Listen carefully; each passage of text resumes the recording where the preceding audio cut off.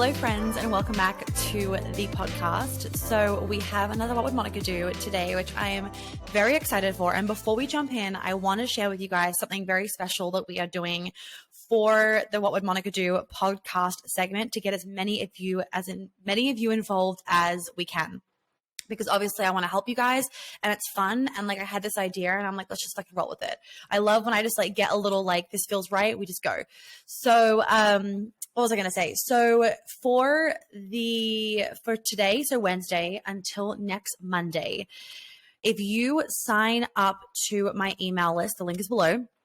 You will get an email, an automatic email. And if you're already on my email list, you will get an email today as well. If you're already on my email list, you'll get an automatic email basically telling you how you can leave your question, your voice message question for a What Would Monica Do segment. We ask that the questions stayed around 1 minute long. That's really important. If it's too long, I'm not going to answer it. So remember that when you're asking your question to keep it concise and short and sweet. I know as women, we want to blab and fluff. I completely get it because I'm there with you. So if you need to like practice a few times to condense it and get to the point, then please do. So what will happen is you will get an email and you'll get an email basically with the details. So from Wednesday, so today until next Monday, so you have a few days, you can click the link. It'll be a Telegram link. And that Telegram link, you'll get directed to a group chat. And please do not like throw in there like, hi, so excited for this. Just like get to the point. We want to keep it concise because otherwise it's going to be a hot mess in there. And I do not want a hot mess. So basically you will go into the group and you will just simply leave your voice message. You don't need to introduce yourself. You don't need to say hi. The group is there just simply for the voice messages. So you will just simply record your voice message, keep it to about a minute. Like I said, if it goes a little bit over, don't stress, but keep it like in your head, like Kate, around about a minute. Leave your question. And then over the next few months, I will answer them. This is only available until Monday. And then the rules go back to normal of you need to be in the behind the scenes bubble. Again, I will also just say, not again, but I will just say, there are no guarantees that I will answer your question. If you're in the behind the scenes bubble, then yes, I will answer your question because you've paying to be in the behind the scenes bubble. But for this, there is no guarantee that I will answer your question. So make it a good one. And also make sure it's concise because if it's really fluffy and confusing and it's hard for me to answer, then I'm not going to be able to answer it. So if you would like to leave your question, then please make sure that you do sign up for the email and you will get an email right after you do with all the details. And again, if you are already on my email list, not a wait list for a program, you need to be on my email list, then you will get the email as well. If you are not sure if you're on my email list, just leave your email below just to be double sure because my system won't double put your email in, if that makes sense. So you'll only get the email once.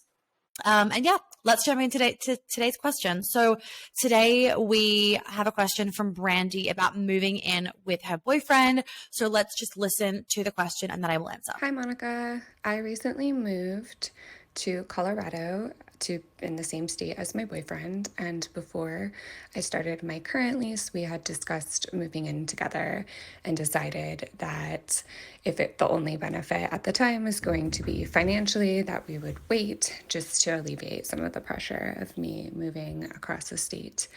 Now he is being pushed out of his current lease and is going to have to move in the next couple of months, and is asking me if he can move in since he can't exactly afford an apartment on his own and wouldn't exactly have anywhere to go. What would Monica do? Okay, so obviously there are times in life where the timing isn't ideal with things, right? You obviously had the discussion, you decided that it wouldn't be ideal for you guys to move in. It sounds like because it was like too much for you to move across the state. I get that. Maybe there's some other things in there as well for whatever reason. That's fine. Sometimes life just throws us things, even when we, in our logical mind, are like, this is not the right timing. Yet when you look back, you're like, that was fucking perfect timing.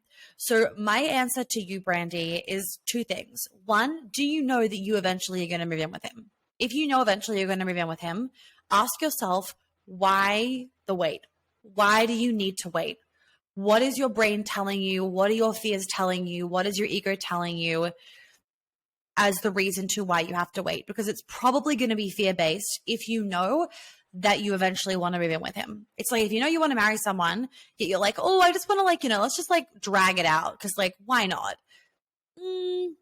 if you know you want to marry them, don't you want to marry them like fucking tomorrow? And the only reason why you have to wait is for literally the wedding venue to be available, or because of like, it takes time to plan a wedding, right?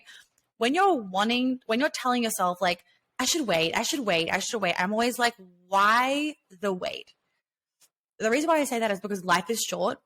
And if you know you want something, then fucking get it.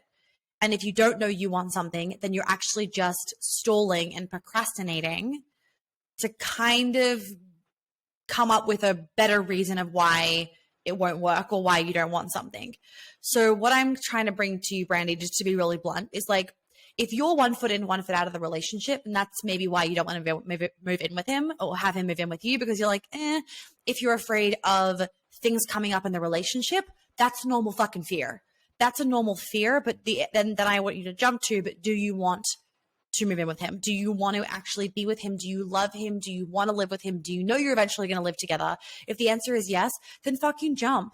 Because, maybe this is the universe literally giving you guys a reason to move in together faster than your logical mind planned. When you look back, it's perfect. I know I've been in plenty of those situations where I'm like, oh no, too soon. Like, oh, what? This was not, I want this to happen in 5 months time. Like, not right. But then it happens and I'm like, oh my God, if this didn't happen, X, Y, and Z wouldn't have happened. It would have been a fucking shit show. Right? Like, there are obviously things that you guys don't know about my personal life, but I will share eventually with some of the things. And I just really want you to know that, like, sometimes, and it happens to me, sometimes things happen where you're like, this was not meant to happen right now. This was meant to happen in a year's time. Why is this happening now? But then when you embrace it and you roll with it and you trust it, you're like, of course this fucking happened. Thank God it did. Otherwise we would have been like X, Y, and Z would have happened. That wouldn't have been ideal. So if you know you want to move in with him, I say fucking jump. There are fears that everybody goes through with moving in with somebody. Of course, I've gone through them. Everyone else has gone through them. It's fucking normal. It's called human, and it's called you are going through a rapid change in your life. I would definitely recommend, if there are money fears and finance fears and how is this all going to work, we're living together, like, wait, how, like, I want to be in a polarized relationship. I want him to be the man, but if he's moving in with me, how is that still going to work? And am I going to be the one paying all the rent? Like, blah, blah, blah. Like, I don't want the money stuff to get weird and affect our relationship. Then you need to come to the female feminine breadwinner masterclass. But if it's just a normal human fear, then jump. I would get really clear on what you are worried about, and I would have the time to yourself to dig in of what you need to know, what you need to talk about, what boundaries you need to draw, what things you need to draw, what boundaries you need to draw with yourself so that you can feel really good going through this. Definitely make sure that you take time to just sit with yourself and be really honest about your fears and what you need to feel safe to kind of dive into this. So, for example, if you're like, I'm not going to have any of my own space or any of my own time, well, that's up to you. So that's a fear. Great. Let's sit down with that. Okay. So I'm worried that I'm not going to have any of my own time. All right. What do I need to implement? What boundaries do I need to draw? How do I need to show up for myself consistently to ensure that I do have time for myself? Maybe that could be you make sure that you go for a walk every day for 20 minutes by yourself. Maybe it is you do not stop doing your morning routine. You still go out of bed, you go downstairs, you journal, you meditate, you dance, whatever it is that you do in the morning. Maybe it's you you commit to you promise yourself that when you need a fucking break and you just need a time by yourself, you will ask your boyfriend to have a boys' night and go out of the house. Like, I fucking tell my boyfriend sometimes, like, you're allowed to say to your partner, like, I need a me night. Like, can you fucking leave? Like, we were even talking about the other day of, like, even in Paris, like, saying like I need space sometimes cannot be the right word. Instead, it's just like, you need me time. You're allowed to want you time. That doesn't make you a bad person. You're allowed to want space from your partner. You're allowed to want to just have some you time, to come back to you, to be in your own energy, and X, Y, and Z. So very often it's really what this fear can be is really that you're not allowing yourself to have boundaries drawn with yourself, not just him, but like what boundaries, what commitments, what promises do you need to make to yourself so that you feel empowered, good, and excited about this new chapter in your life. So I say, if you love him and you know that you're going to want to move in with him eventually, why fucking wait? Take the leap, go. But obviously, if you have 1 foot in, 1 out the door and you're skeptical of the relationship and you're not sure about him and X, Y, and Z, then I fucking wouldn't. But that's kind of my answer to it. And I would definitely make sure, if you need to, that you have a conversation with him about finances and boundaries and X, Y, and Z. If you know how to do that well, obviously, like if you know how to have a conversation in a really good way, then I would make sure you do that before the move-in actually happens. And yeah, that's what I would say to that. So for anyone else listening to this that fucking relates to this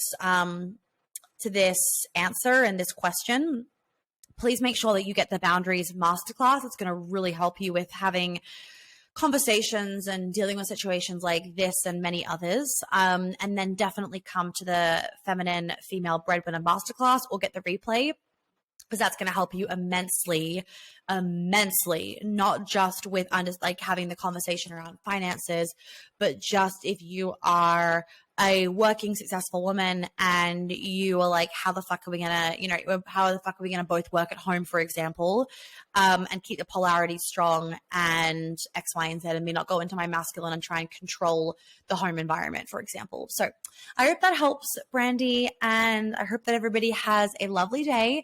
Do not forget to join the email list so that you can leave your What Would Monica Do, your question for the What Would Monica Do segment. You have between now and next Monday.